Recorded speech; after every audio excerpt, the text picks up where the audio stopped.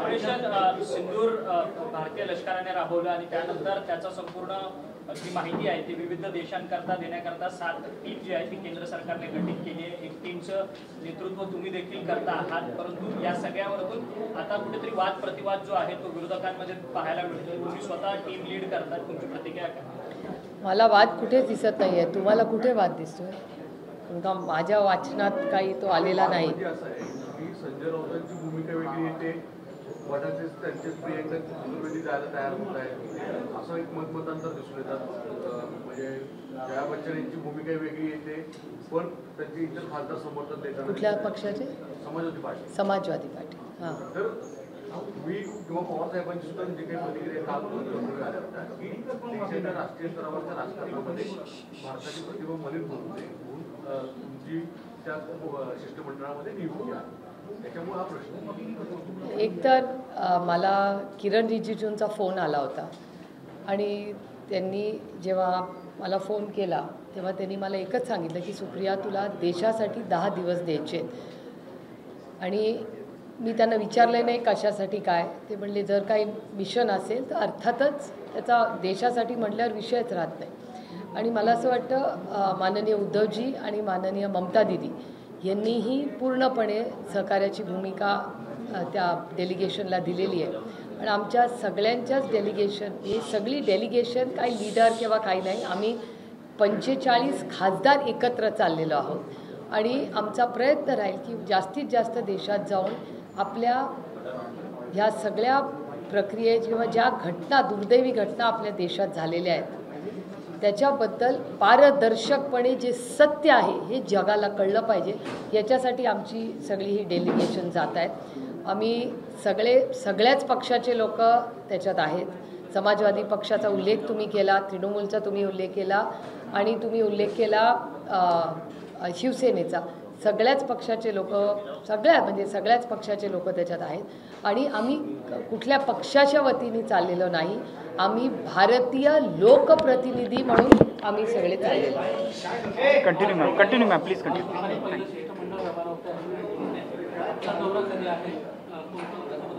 2 बॅचेसमध्ये लोक चालले आहेत. पहिली बॅच आज रात्री जाणार आहे जी कन्निमोळीजी आणि श्रीकांत शिंदेजी ह्या दोघांची बॅच आज रात्री निघणार आहे. आणि दुसरी जी बॅच आहे ती आम्ही सगळे 24 तारखेला निघणार आहोत. ही 4 लोकांची आमची बॅच आहे. आमचं ब्रीफिंग 23 तारखेला आहे. काल एक मोठं ब्रीफिंग ऑलरेडी झालेलं आहे. दुसरा ग्रुपचं ब्रीफिंग हे 23 तारखेला आम्हाला सगळ्यांना आहे. आणि आमची जी सगळी जी ग्रुप आहे, आमचे 4 ग्रुप्स, हे आमचे ग्रुप्स 24 तारखेला जाणार. आणि 3 आणि 4मध्ये म्हणजे टाईम डिफरंट फ्लाईट्स हे सगळं बघून आमची बॅच 24ला जाणार आणि 3 किंवा 4 जूनला हे सगळे ग्रुप्स परत येणार.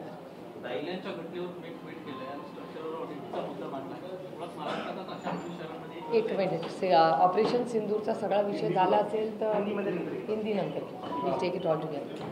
सर विषय एक मिनिट मग ह्यांचा युद्धबंदी खरं तर भारत आणि पाकिस्तानने युद्धबंदी घोषित केली आहे, परंतु युद्धबंदीचं कुठेतरी श्रेयवादाची आता लढाई जी आहे ती रंगताना पाहायला मिळते. भाजपकडनं सातत्यानं तिरंगा यात्रेचं सगळीकडे आयोजन केलं जाते. एकीकडे युद्धबंदीचं युद्ध जिंकल्याचा आभास आणण्याचा प्रयत्न आहे का? मला असं वाटतं काँग्रेस पक्षांनी पण काढलेली आहे. आता अनेक राजकीय पक्ष, सामाजिक ग्रुप्स हे सगळे काढत आहेत. मला वाटतं ही वेळ, जसं आदरणीय पवारसाहेबांनी पहिल्या दिवशी सांगितलं आहे की ही वेळ आम्ही कुठल्याही सरकारवर टीका करणार नाही.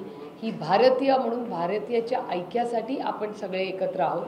कुठलीही आमच्याकडून कुठलंही असं स्टेटमेंट जाऊ नये ज्याच्यामुळे भारतामध्ये किंवा आपले जे एअरफोर्स, आर्मी, आपले सगळेच दल आहेत ह्यांच्यामध्ये कुठलाही चुकीचा मेसेज कुठल्याही आमच्या राजकीय पक्षाकडून आणि आमच्याकडून तर नाहीच जाऊ नये. ह्याच्यासाठी आम्ही निर्णय घेतलेला आहे की आम्ही जेव्हा ऑल पार्टी मीटिंगला गेले होते सगळे विरोधी पक्षातल्या सगळ्या पदाधिकाऱ्यांनी, जेव्हा लोकसभेचे सगळे महत्त्वाचे नेते आले होते, सगळ्यांनी सांगितलं एका स्वरात एका सुरात की आम्ही सगळे भारताबरोबर आहोत. आता आम्ही टीका कुणावर करणार नाही. ही ती वेळ आहे.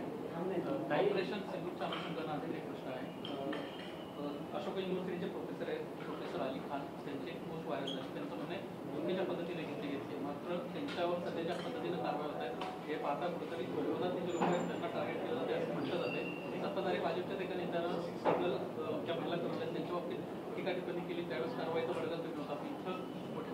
ही खूप दुर्दैवी घटना आहे. त्यांना आता बेल मिळाली अशी आत्ताच बातमी आलेली आहे.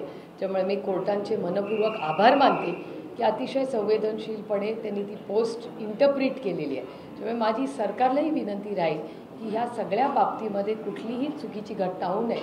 आणि दुर्दैव आहे की मध्य प्रदेशमधल्या भारतीय जनता पक्षाच्या एक कोण त्यांचे मंत्री आहेत का नेते आहेत, त्यांनी ज्या पद्धतीने उल्लेख केला, पण आम्ही त्याचं राजकारण केलं नाही आणि मी बोलू इच्छित नाही त्याच्याबद्दल. कारण का ही वेळ तू मेमे करायची नाहीच आहे. ही वेळ आपण भारतीय आहोत, आपण भारतीय सगळे एक आहोत आणि आज देशामध्ये दहशतवादाच्या विरोधात ही लढाई आहे.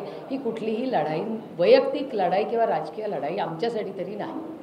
काही मुंबईमध्ये मिटिंगकडून अनेक राजकारण झाल्याचं पाहायला मिळालं. आता निवडणुकीचा नवीन एक अहवाल आला, त्यामध्ये असं म्हटलं की 2019 ते 2025 मध्ये जो आठ आला कोणतेही मोजमाप नाही, मोठा भ्रष्टाचार झाल्याचा संदर्भ. हो, मी आत्ता चॅनलवरती न्यूज ब्रेक होताना पाहिली. मला वाटतं 62 कोटी रुपयाचा तो घोटाळ्याचा आरोप आहे का, 65 कोटी रुपयाचा आरोप आहे. मला असं वाटतं ह्या सगळ्या ह्या ज्या इन्क्वायरीज आहेत, म्हणजे आजच सकाळी मला असं वाटतं इंडियन एक्सप्रेसमध्ये ती बातमी आलेली आहे. त्याचं पत्र मी माननीय CR पाटलांना लिहिणार आहे त्याच्याबद्दल. त्याचा ड्राफ्ट मी आज सकाळी केलेला आहे की जल जीवन मिशन JJM हा केंद्र सरकारचा फ्लॅगशिप प्रोग्राम आहे. आणि त्याबद्दल अनेक वेळा जेव्हा सगळ्याच खासदार, हा कुठल्याही पक्षाचा विषय नाही, पण सगळ्याच पक्षाचे जे खासदार आहेत त्यांचं प्रत्येकाचं म्हणणं असतं की JJM जल जीवन मिशनमध्ये अनेक राज्यांमध्ये अनेक जिल्ह्यांमध्ये चुकीची कामं झालेली आहेत. आणि आजच्याच इंडियन एक्सप्रेसमध्ये ती बातमी आलेली आहे की जल जीवन मिशनमध्ये करोडो रुपये नुकसान झाले किंवा ओव्हर प्राइसिंग झालेलं आहे. तर मी माननीय CR पाटील आणि माननीय महाराष्ट्राच्या मुख्यमंत्र्यांना आज पत्र लिहिते की बाबा ह्याची पारदर्शकपणे इन्क्वायरी लावावी. कारण का तो एक अतिशय केंद्र सरकारचा फ्लॅगशिप प्रोग्राम आहे, इम्प्लिमेंटेड बाय द स्टेट्स. म्हणजे केंद्र सरकार 50% पैसे देतं आणि राज्य सरकार पैसे देतं आणि इम्प्लिमेंटिंग बॉडीज ह्या राज्य आहेत.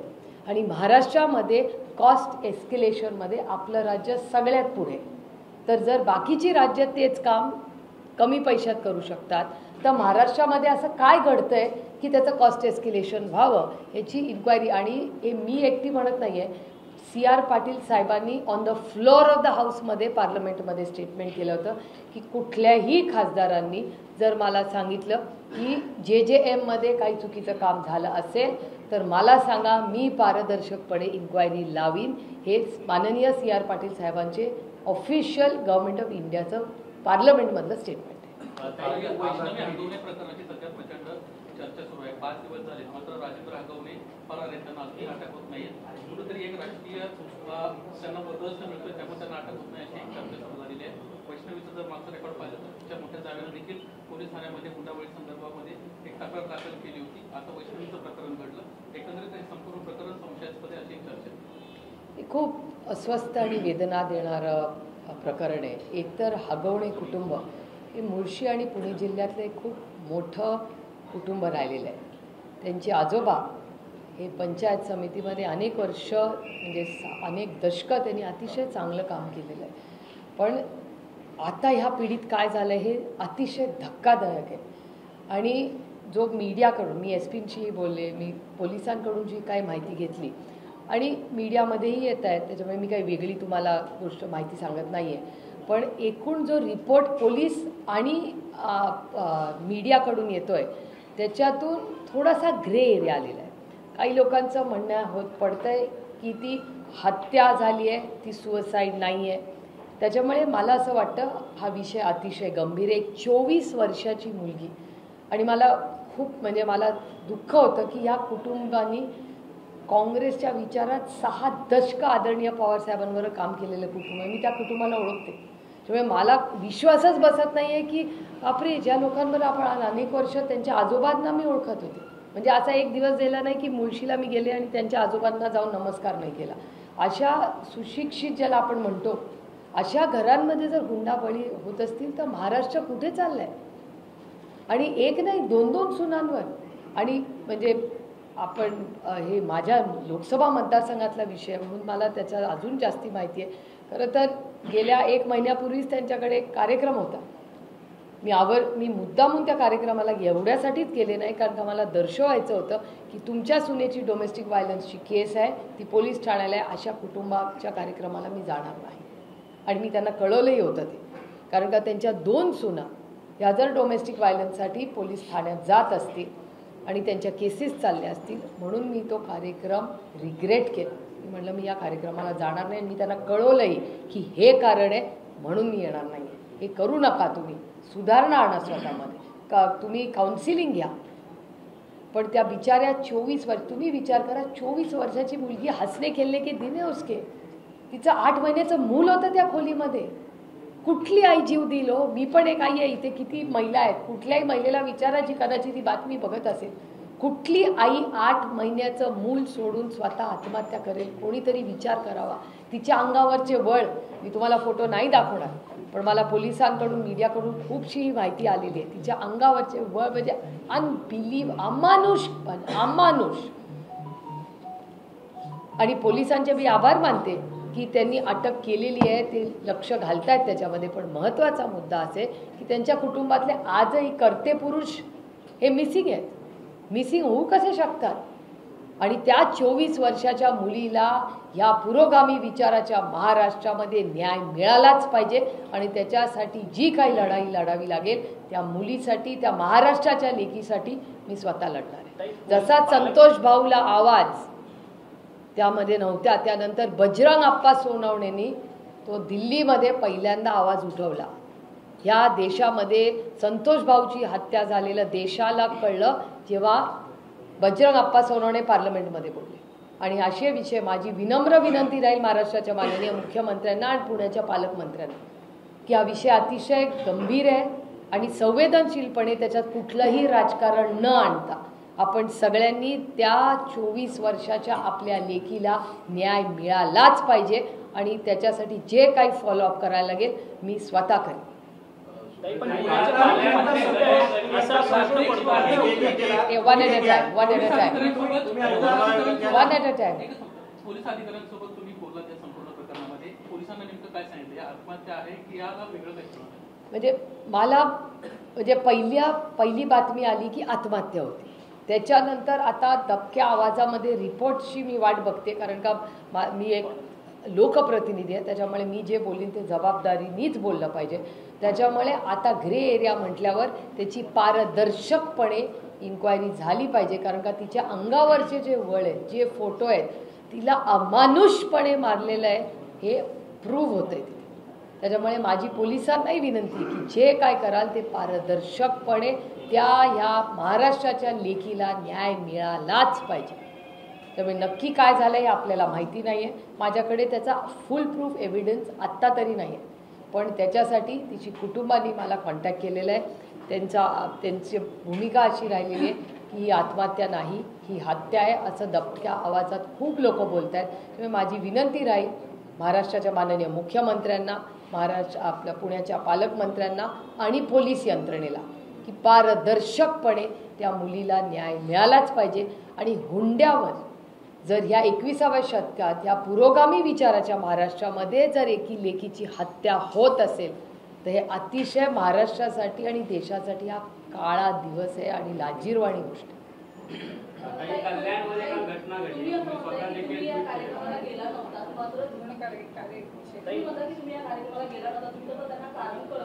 हो मी कळवतं. डोमेस्टिक व्हायलन्सची केस चालू.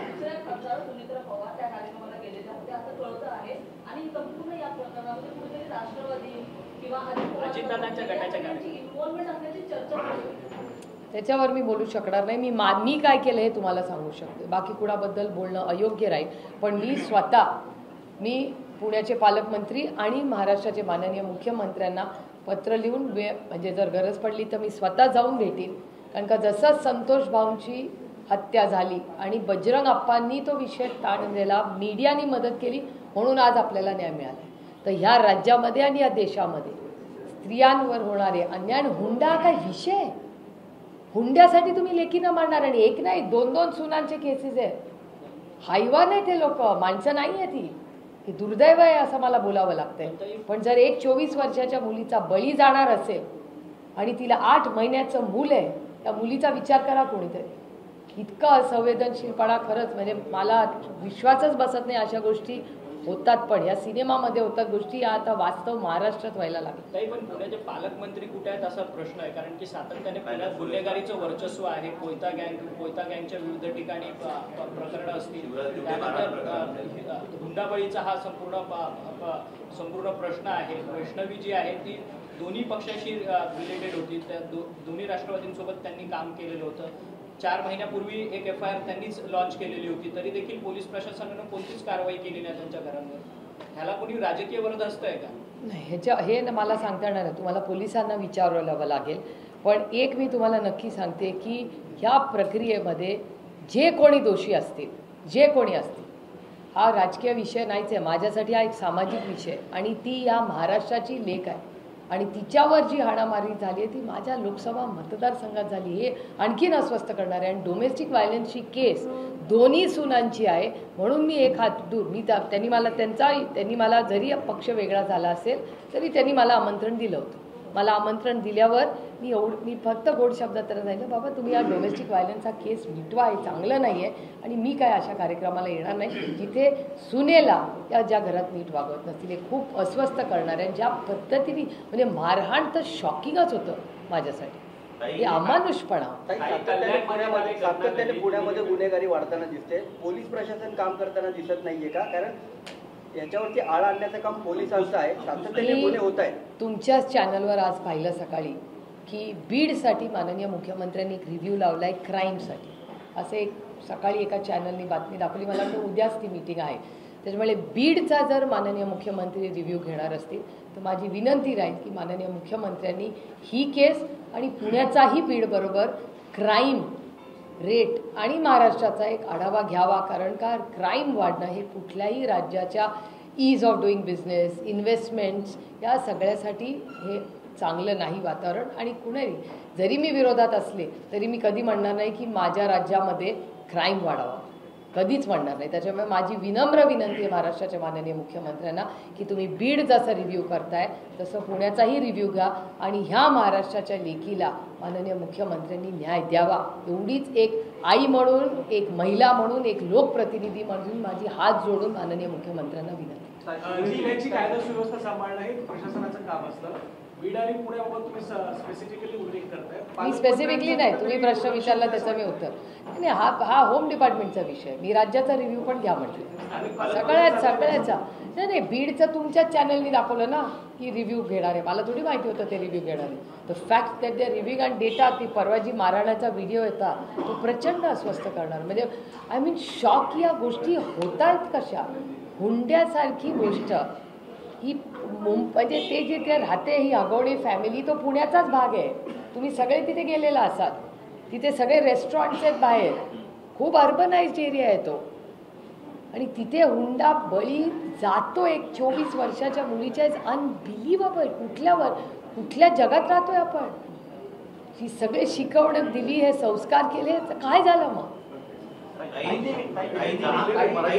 सगळं पुण्याचा झालं, एकदा मराठी झालं होतं. भुजबळांचा मंत्रिमंडळात समावेश केला गेलेला आहे. काल मंत्रिपदाची शपथ घेतली आहे त्यांनी. एका त्यांच्या जागी त्यांची वर्णी लागली असं समजतंय. आपली प्रतिक्रिया? माझी काय प्रतिक्रिया नाही. हा पक्ष तुम्ही भारतीय जनता पक्षाला विचारायला आहे, मी कसं त्याचं उत्तर? आरोप भारतीय जनता पक्षाने केले ना. भुजबळांची प्रतिक्रिया होती, जहा नाही चायना वहा क्या राहिला. तर मला माहिती नाही भुजबळ साहेब कुठल्या कॉन्टेक्स्टमध्ये ते बोलले. पण एक मी तुम्हाला विनम्रपणे सांगू इच्छिते की हे जे आरोपच्याबद्दल तुम्ही बोलताय तो प्रश्न तुम्ही मला नाही करू शकत. कारण का मी नेहमी भुजबळ साहेबांच्या बाजूनीच राहिलेले. कालही होते, आजही आणि उद्याही राहील. त्याच्यामुळे हा प्रश्न तुम्ही भारतीय जनता पक्षाला विचारला पाहिजे. ज्यांनी आरोप केला त्याला विचारा, मी कसं कळणार? या संदर्भामध्ये भुजबळांच्या संदर्भामध्ये महाविकास आघाडीमध्ये आता हा गटागटचे नेते वारंवार कालपासून अधिक वेगळ्या स्वरूपातल्या प्रतिक्रिया देत आहे.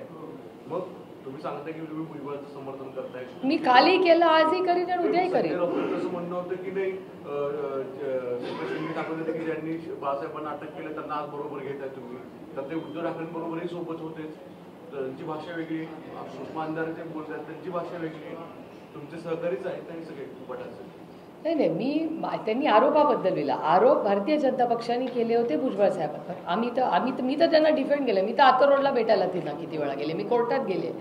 त्याच्यामुळे माझा नेहमी भुजबळ साहेबांवर विश्वासच होता. आणि नंतर कोर्टात काय झालंय तुम्ही सगळ्यांनीच पाहिलेलं. दुसरं की पुणे आणि मुंबईमध्ये काल एक मिनिट प्रचंड पाऊस झाला आणि जे महापालिकेचे प्रशासन किंवा तत्कालीन आधी आता सरकार तर नाही येत म्हणजे राजकीय पक्ष नाही येत आहे, पण जे दावे करत होते ते फेल होताना दिसले. कल्याणमधली जी घटना आहे, मुळात शहरी भागामध्ये जे इन्फ्रास्ट्रक्चर वाढलं आणि जे वारंवार मुख्यमंत्री असतील किंवा उपमुख्यमंत्री जे सांगतात दावे करतायत, दोन्ही उपमुख्यमंत्री ते फेल होताना दिसले का? पुण्यामधली चित्र आणि मुंबईची चित्र होती.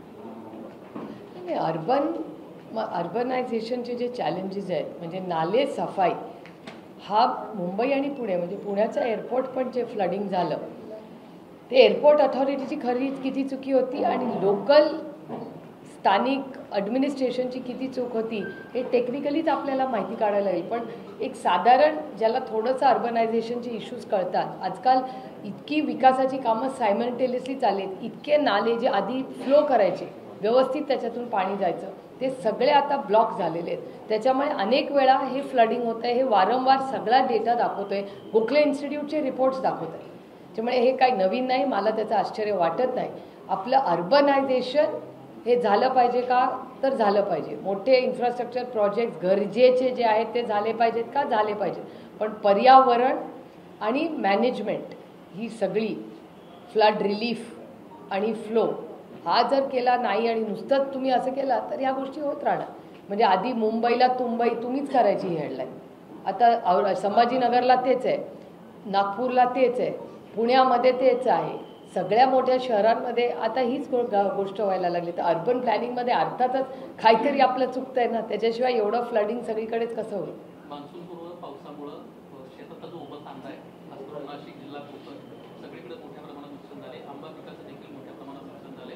अजूनही पंचनामे असतील किंवा या संदर्भातले आदेश ज्यांना अपेक्षित होते ते होताना पाहायला मिळत नाही. आता मान्सून देखील सुरू होईल आणि त्यानंतर मदत जी अपेक्षित होतं शेतकऱ्यांची मिळणं देखील असेल. हळदीचं पण नुकसान झालं आहे. हळद, कांदा, आंबा सगळ्यांचं प्रचंड नुकसान झालं आहे अवकाळी पावसामुळे. आणि माझी अपेक्षा आहे की महाराष्ट्र सरकारने कर्जमाफीबद्दल तर अजून काही सांगितलेलं नाही आहे, पण आत्ता तरी तातडीने, कारण का बऱ्याच वेळा महाराष्ट्र सरकार आणि केंद्र सरकारच्या नियम कायद्याप्रमाणे आता ड्रोन्सनी हे सगळं काम होतं. तर ड्रोन्सनी ते जर तितक्या वेळात जर कालावधीत झालं नाही तर मग ड्रोन्स आणि फोटो अपलोड कसे होणार? त्यामुळे तंत्रज्ञानाचा जरूर वापर करावा, पण तो इफेक्टिव्ह शेतकऱ्याला मदत होईल असा करावा. कारण का कुठलाही आज सगळेच शेतकरी या राज्यातले अडचणीत आलेत का? हो. आणि मी फक्त आरोप म्हणून विरोधक म्हणून करत नाही, डेटा स्पीक्स लाऊडर दॅन डेटाच ते सांगतो आपल्याला. त्यामुळे हा सगळा जो अवकाळी पाऊस झालेला आहे त्याच्यात सरसकट कर्जमाफी जी इलेक्शनमध्ये माननीय या सरकारने सांगितली होती ह्या निमित्ताने तातडीने करणं गरजेचं आहे. सरन्यायाधीश आले होते, त्यांचा प्रोटोकॉल पाळला गेला नाही, त्यामुळे त्यानंतर सारवासारव करण्यात आली. आता राजशिष्टाचाराकडून पत्र काढण्यात आलंय. कसं बघते सगळं प्रकार? मला असं वाटतं आजच माननीय गवई साहेबांनी त्यांचं स्टेटमेंट केलेलं आहे. त्यामुळे परत एकदा गवई साहेबांचं स्टेटमेंट आल्यावर परत बोलणं योग्य राहणार नाही. पण खबरदारी अर्थातच सरकार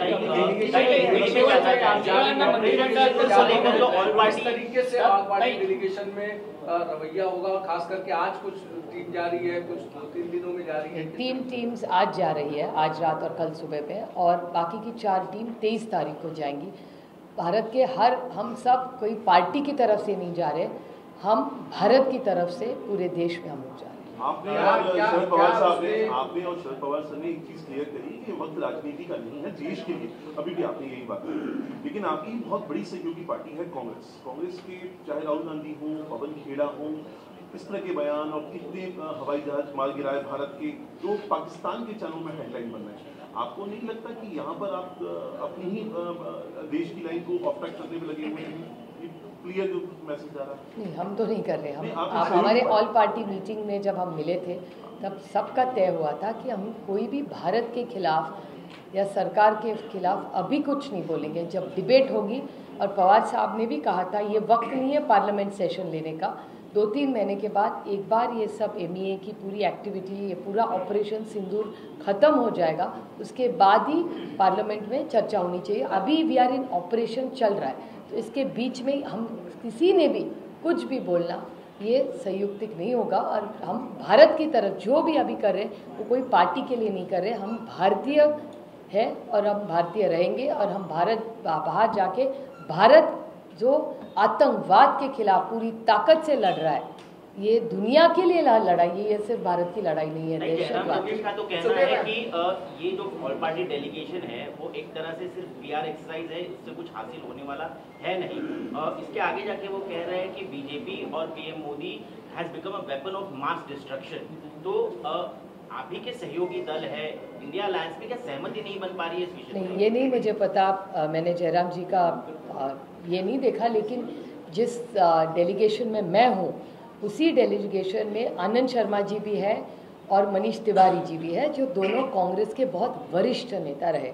और मनीष जी तो बहुत बड़े नेता, एक्सटर्नल अफेयर्स में भी काफ़ी लिखते हैं, उनका नॉलेज भी दोनों आनंद शर्मा जी का और मनीष जी का बहुत सालों से व्यापक उन्होंने पढ़ाई की है उसके बारे में।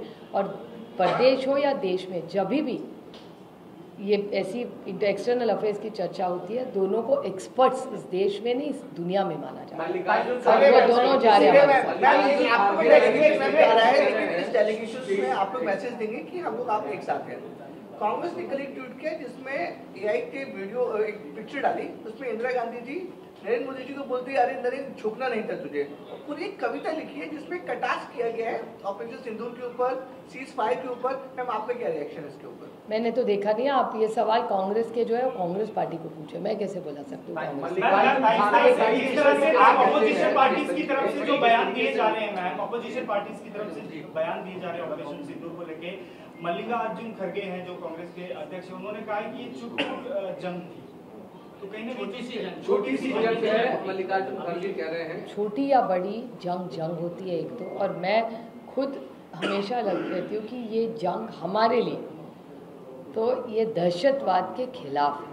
और हमारी लाइन ऑल पार्टी मीटिंग में भी हर पार्टी भी, खड़गे साहब के लिए भी मैं बड़ी विनम्रता, हमारे बड़े वरिष्ठ नेता है, उस मीटिंग में भी खड़गे साहब ने यही कहा था। एक सवाल ये है कि जिस तरीके से बीजेपी ने या सरकार ने अपने आप नाम तय कर लिए, कई पार्टी के नेताओं ने ये कहा कि हमने जो नाम दिए थे, जो नाम तय हुए थे, उसके अलावा अपने से नाम तय कर लीजिए, जिसको लेकर के काफ़ी ज़्यादा अंदर खाने में भी नाराजगी रही। किरण रिजिजू को आपको भी फोन आया, उद्धव को भी फोन गया, कैसे देखती है और क्या सरकार? कि मुझे पता नहीं सबके बारे में, हमारे यहाँ हम सबको जो फ्लोर लीडर्स है लोकसभा के, हम सबको फ़ोन आया था।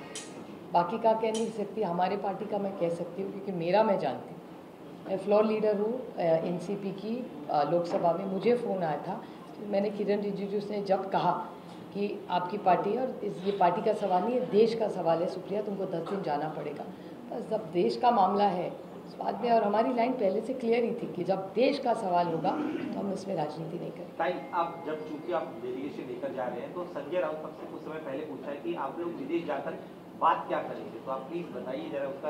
एक तो वो ब्रीफिंग होगी 23 को, और जो भी ब्रीफिंग होगी वो हम वापस आएंगे उसके बाद ही आपको बताएंगे, क्योंकि इस तरह सहयोगी आपके हैं, उनके इस तरह के बयान देश का भी मोरल डाउन कर, तो जो सांसद नहीं, मेरे ख्याल से आप नहीं, आप ये सवाल उनको, और प्रियंका जी भी डेलीगेशन में है, वही स्पष्टता से उनकी पार्टी की क्या लाइन है। लेकिन मुझे इतना ज़रूर पता है कि उद्धव जी और किरण रिजिजू की बात हो चुकी है और उन्होंने ग्रीन सिग्नल दे दिया है कि लोग जाएंगे। बाकी उनकी पार्टी में क्या हुआ है मुझे। आप डेलीगेशन का हिस्सा हैं, लेकिन गाहे बगाहे विपक्ष की अलग अलग पार्टियां एक सवाल खड़ा कर रही हैं, क्या हमारी विदेश नीति फेल हो गई इसीलिए डेलीगेशन भेजना पड़ रहा है? It's a multi prong solution और it's a multi prong outreach programme. बहुत सारी चीज़ें होती हैं, तो this is one of the many activities that government of India is doing, one of many. ये एक ही नहीं है, बहुत सारी चीज़ें होंगी। राउत कहते हैं कि जहाँ डेलीगेशन जा रहे हो बहुत छोटे देश हैं, वहाँ जाकर उसको कुछ प्रभाव पड़ने वाला नहीं। ठीक है, एक देश में हर एक को, एक सशक्त लोकतंत्र में हर एक को बोलने का अधिकार है, तो वो उनका ओपिनियन है और सर आंखों पे। समझ पाते हैं उस ओपिनियन को कैसे देखती हैं, जहाँ कहते हैं कि ऑपोजिशन फिलहाल पॉपुलर फ्रंट ऑफ पाकिस्तान की तरह एक्ट कर रहा है? मैंने सुना ही नहीं है तो मैं कमेंट ही नहीं। राहुल गांधी की तुलना मुनीर से की गई है, उससे आपकी बाकायदा तस्वीर जारी की गई है। ऑल पार्टी मीटिंग में तय हुआ था और मैंने ही सुझाव दिया था और मैंने बड़ी विनम्रता से बोला था उस मीटिंग में कि ये वक्त दोनों साइड से, सोशल मीडिया के बारे में हम सब ने एक दूसरे के बारे में बहुत अच्छे से और भारतीय होके बोलना चाहिए। किसी ने भी एक दूसरे पे विशेष टिप्पणी न करो तो ज़्यादा अच्छा होगा, ऐसा सुझाव मैंने दिया था। और हमारी कोशिश रही है कि कोई भी एक दूसरे के खिलाफ अभी ना बोले। जब डिबेट होगी तो ज़रूर एक दूसरे के बारे में जो हमारी राय होगी वो हम बोलेंगे, ये वो वक्त है। एस जयशंकर का जो बयान था उन्होंने हमने पहले पाकिस्तान को इन्फॉर्म किया था, आपको लग रहा है जिससे राहुल गांधी कह रहे हैं कि ये बहुत बड़ा क्राइम था, आप भी मानते हैं क्राइम किया है? ये मैं अभी नहीं, मुझे जो बोलना है मैं फ्लोर ऑफ द हाउस पे बोलूँगी जब पार्लियामेंट में डिबेट होगी। दिस इज नॉट द टाइम। एक सवाल और, चूंकि बात पाकिस्तान के साथ हर तरह का जितने टाइज थे वो हमने खत्म कर दिए हैं, लेकिन बावजूद इसके अभी इस तरह की इन्वेस्टिगेशन में निकल के आ रही हैं चीज़ें कि ऑनलाइन पोर्टल्स जो होते हैं हमारे, उनके जरिए पाकिस्तान, मेड इन पाकिस्तान की जो चीज़ें हैं भारतीय घरों में भी पहुँचाई जा रही हैं। यहाँ तक कि कई चीज़ें ऐसी हैं जिनके ऊपर तो इम्पोर्ट रेट या इम्पोर्ट कोड भी नहीं लिखा हुआ, बताता हूँ तो इलीगल तरीके से भारत में आया है।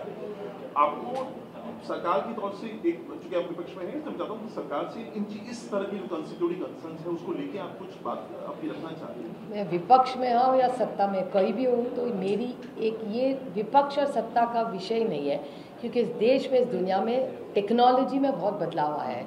और अगर आप मेरे 3-4 साल पहले के भाषण सुने, उसमें मैंने डार्क नेट के बारे में बहुत बार मैंने बोला है, क्योंकि इस पूरे तंत्रज्ञान में जो बदलाव आ रहे हैं, जो स्पीड उसमें आ रहा है, उसमें ब्लैक डार्क डीप नेट जो आता है, जिसको डार्क नेट कहते हैं, डीप फेक कहते हैं, ये सारी चीज़ें दुनिया भर में सब जगह है। How you going to control it? तो ये सिर्फ इंडिया पाकिस्तान अभी की संस्था उसके लिए नहीं है, दुनिया भर का बड़ा प्रॉब्लम है। भले ड्रग्स हो, बहुत सारी ऐसी जो चीज़ें हो जो इलीगल हो, ये बहुत सारी ऐसे राइटअप्स आए, स्टडीज़ आए कि ये वो डार्क नेट से बहुत सारी चीज़ें होती है। तो मेरे ख्याल से इसमें जैसे दहशतवाद के खिलाफ हम लड़ते हैं, ये जो डार्क नेट चल रहा है उसको उस पे कैसे कोई साइंस या कुछ सोल्यूशन निकले, इसमें हम सब में सोचना है, क्योंकि वो ज़्यादा बड़ा चैलेंज हम सबके सामने खड़ा है। में और एक बात सामने उभर कर आ रही है, जो यूट्यूब इन्फ्लुएंसर्स है और ज्योति मल्होत्रा जैसे लोग जो सामने आ रहे हैं, उनको स्पाई के तरीके से इस्तेमाल किया गया था इस अटैक के लिए, कितना तथ्य आप मानती है और क्या इसके बारे में कुछ और जानकारी आपके? ये तो वक्त ही बताएगा। आई थिंक आपके चैनलों में रोज दिखाए जा रहे हैं, वीडियोस दिखाए जा रहे हैं। मेरे ख्याल से जब तक इंक्वायरी पूरी ना हो उस पर बोलना ठीक नहीं होगा, मुनासिब नहीं होगा। तो जब तक ये इंक्वायरी पूरी ख़त्म हो जाएगी, एक 10-15 दिन में, जब तक हम लोग वापस आ जाएंगे तब तक और क्लैरिटी आएगी। तो एक बार हम वापस आए तो ग्लोबली भी क्या चल रहा है, ऑपरेशन सिंदूर में ये सारे जो ग्रुप्स आ गए, हमारा भी डिब्रीफिंग होगा जब हम वापस आएंगे, सरकार से भी डिब्रीफ का सब ब्रीफिंग हम लोग करेंगे, MEA को बता देंगे बार बार क्या चर्चा हो रही है। और ये सारी चीज़ें मेरे ख्याल से अगले 10-15 दिन में ज़्यादा। कितने दिन का कार्यक्रम आप लोगों का विदेश दौरे का है और उस दौरान देशों का चयन किस आधार पर हुआ है कि इस देश में जाने से किस तरीके की? नहीं, वो सब MEA तय करती है, हमने थोड़ी तय किया है। हमने सिर्फ नाम दिया है और पासपोर्ट दिया है बस। बाकी देश की सेवा में अगर जाना हो तो थोड़ी पूछेंगे, वो जो हाँ भेजेंगे देश के लिए पहुंच जाएंगे हम लोग। मैम आपके बैच में और कौन-कौन है और एक स्वर में बात करने का आपके पास में कोई ऐसा आप लोग ने? हम भारतीय बन के जा रहे हैं तो सवाल ही नहीं है।